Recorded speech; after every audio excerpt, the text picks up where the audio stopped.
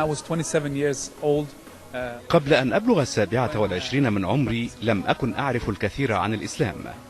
كنت أعمل في مجال الموسيقى وعلمت أنها حرام، فتوقفت عن ذلك المجال. سبحان الله many of the guys in Sweden. بعض الأصدقاء أقنعوني بعكس ذلك ونصحوني أن أخدم ديني من خلال موهبتي الموسيقية.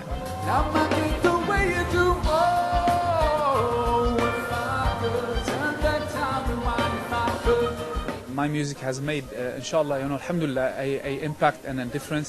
أنا راض عن التأثير الذي تتركه الموسيقى لدى الآخرين، ولو نجحت في تغيير سلوك شخص واحد فقط فهذا يكفيني، لما لذلك من تأثير في حياة البشر.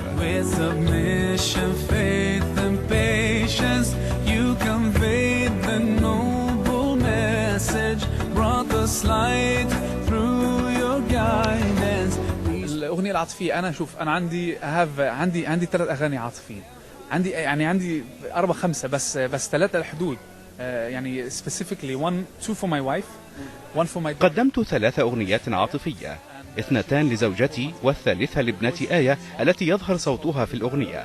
I love you my little girl.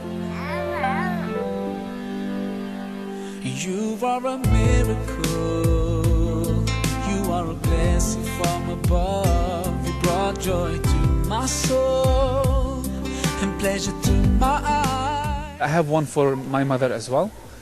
And also I have a song called I Love You So for Allah subhanahu. كما لي أغنية لأمي وأخرى في حب الله والرسول. فللحب درجات عدة تبدأ من حب الله والوطن إلى حب الزوجة والأولاد مرورا بحب الوالدين. love حبيبة لا ما ينفعش حلال ويا.